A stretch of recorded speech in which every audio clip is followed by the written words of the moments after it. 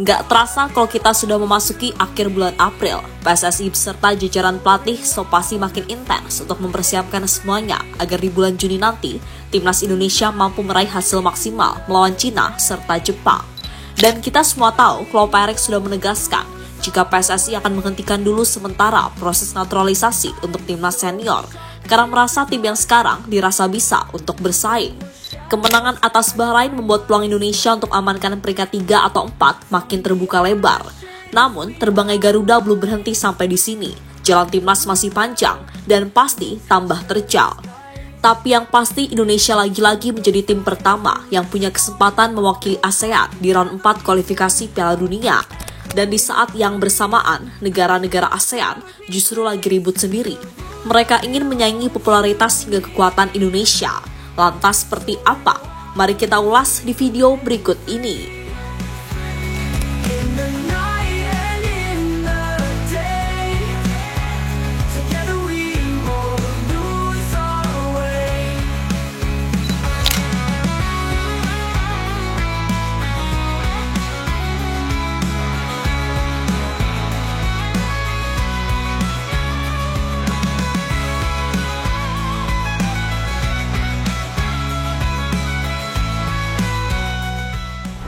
Meski saat ini Liga Indonesia disalib oleh Liga Kamboja, namun mau nggak mau, kalau Pak Erik akan tetap melanjutkan program naturalisasi untuk waktu dekat, kendati beliau sendiri bilangnya enggak, tapi kita juga tahu beliau sering sekali menciptakan kejutan-kejutan tak terduga.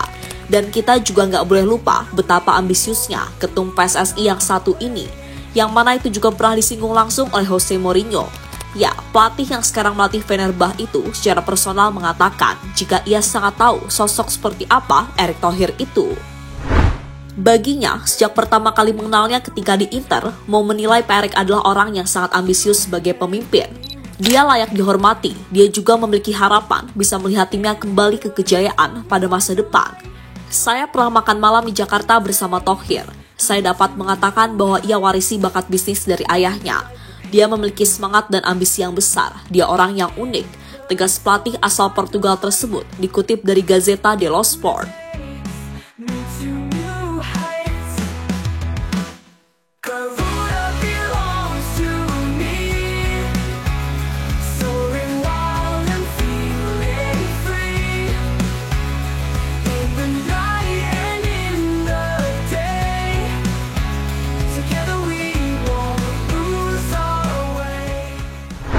Ya, kembali ke soal naturalisasi. Meski bilangnya enggak, tapi menurut kabar yang ada, selain Mauro Zylstra yang berkasnya memang sudah masuk, masih ada 5 pemain lagi yang sudah dihubungi oleh PSSI. Yang mana mereka adalah Tristan Goyer, Laurent Ulrich, Luca Blondo, Kein van Uffelen, dan Denizan Bergkamp. Nah, selain nama terakhir, mereka semua kemungkinan besar akan diproyeksikan untuk memperkuat timnas U23. Bukan buat SEA Games, tapi untuk kualifikasi Piala Asia. Dan soal Denizan Bergkamp sendiri, ia memang pemain yang cukup lama ingin membela Indonesia. Hanya saja, menurut penuturan Yusa Nugraha, PSSI baru bergerak sekarang karena memang ada nama-nama yang menjadi prioritas terlebih dahulu.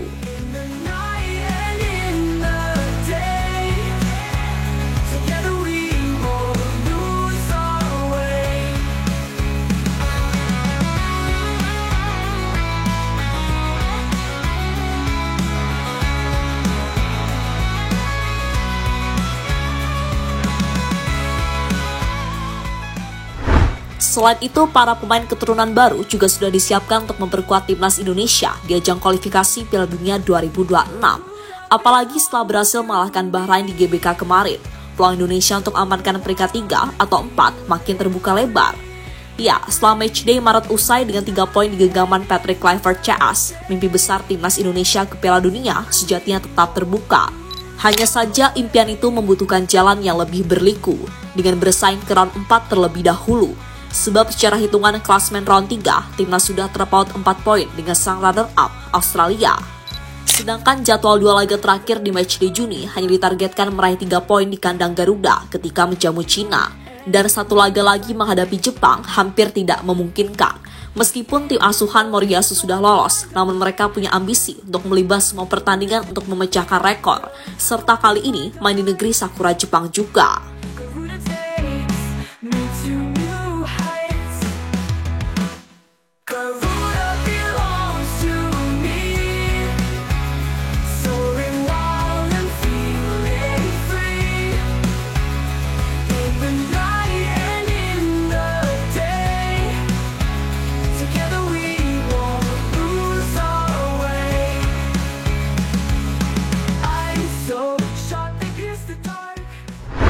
Hitung-hitungan timnas lolos babak round 4.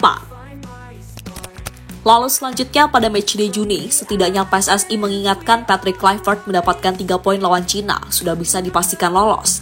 Setelah poin dengan Bahrain sudah berselisih 3 angka, serta secara produktivitas gol Indonesia unggul.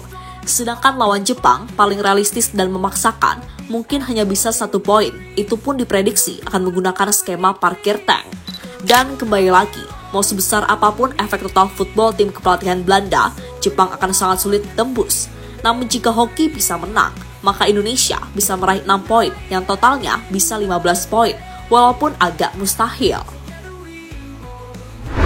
Selain lewat jalur runner-up, timnas Indonesia sejatinya masih punya skenario lainnya, di mana Patrick Kluivert CS lebih condong punya peluang besar lolos ke putaran keempat dengan posisi 5 dan 4 sebagai target utama.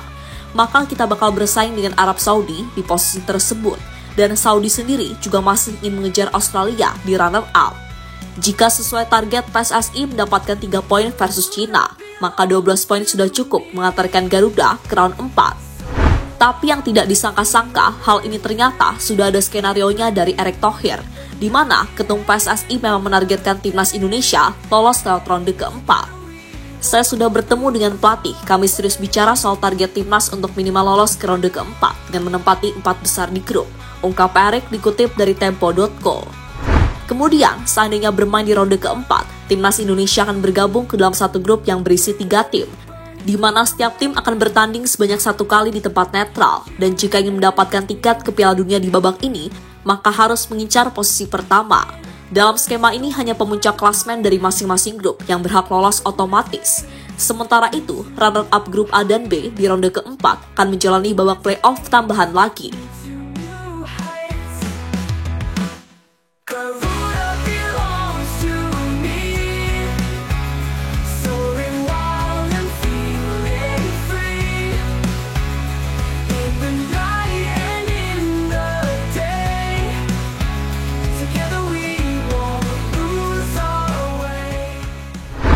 ASEAN makin sungkem dengan King Indo. Jika Indonesia bisa lolos ke babak round 4, akan kembali memecahkan rekor sekaligus menjadi tulang punggung ASEAN di ajang internasional. Karena hingga saat ini belum ada negara ASEAN yang mencapai putaran keempat kualifikasi Piala Dunia. Beberapa negara ASEAN telah berhasil mencapai putaran ketiga kualifikasi, seperti Thailand pada edisi 2014 dan 2018, serta Vietnam pada edisi 2022. Kemudian pada kualifikasi Piala Dunia 2026, timnas Indonesia mencatat sejarah dengan menjadi satu-satunya wakil ASEAN yang lolos ke putaran ketiga. Dan sepertinya inilah momen yang sangat tepat untuk timnas Garuda kembali menggendong beratnya sepak bola ASEAN di kancah internasional. Harapan ASEAN untuk mencapai tahap tersebut masih menjadi impian yang akan segera dibebankan ke kita.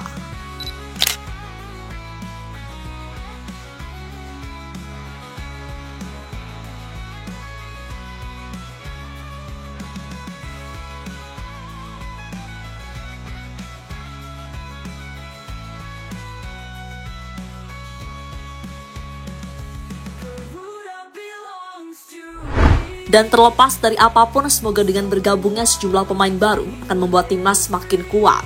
Tentu saja dengan bergabungnya banyak pemain keturunan baru akan membuat timnas semakin mudah menghadapi tantangan-tantangan berat yang sudah menanti di depan mata.